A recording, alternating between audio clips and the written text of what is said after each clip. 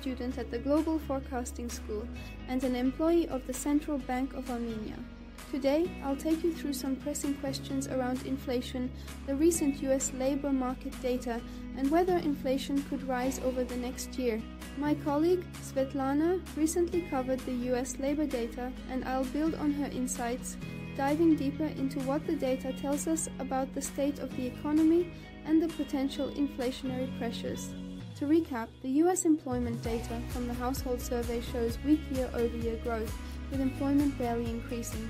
This figure seems surprising, given that other indicators like GDP suggest the economy has been growing at a solid pace, around 3% annually in early 2024, with some recent slowing to about 2.5%.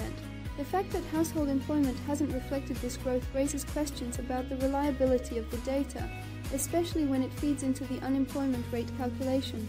In contrast, payroll data paints a healthier picture, suggesting solid job growth that aligns with an economy running close to its potential. Payroll growth has slowed a bit, but it doesn't suggest any sharp cooling in the labor market. This aligns with the US GDP growth estimates, which show steady expansion and retail sales and consumption patterns that are in line with the recent surge in asset prices, especially in equities. What's interesting is that despite some tightening in credit standards, overall financial conditions remain relatively easy. BAA spreads over the 10-year bond rate are still below recessionary levels, signaling that corporate financing conditions remain favorable. This resilience is partly due to the liquidity injected into the economy during COVID-19, and it's helping support demand and potentially inflationary pressures. On Thursday, the latest inflation data will be released. Here, it's useful to look at two main types of prices: flexible prices like fuel and fresh produce, and sticky prices like rents and medical services. Flexible prices respond quickly to market changes, so they can act as early indicators of inflation trends. In August, flexible price inflation was low at 1.6% year-over-year, while sticky price inflation remained over 4%. Sticky prices are important because they include items that adjust infrequently, such as rents or healthcare services.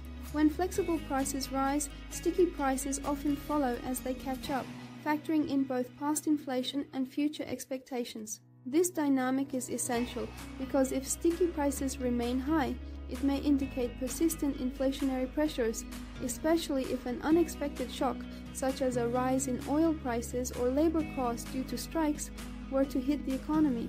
Another crucial piece of the inflation puzzle is wage growth, which behaves similarly to sticky prices due to infrequent adjustments.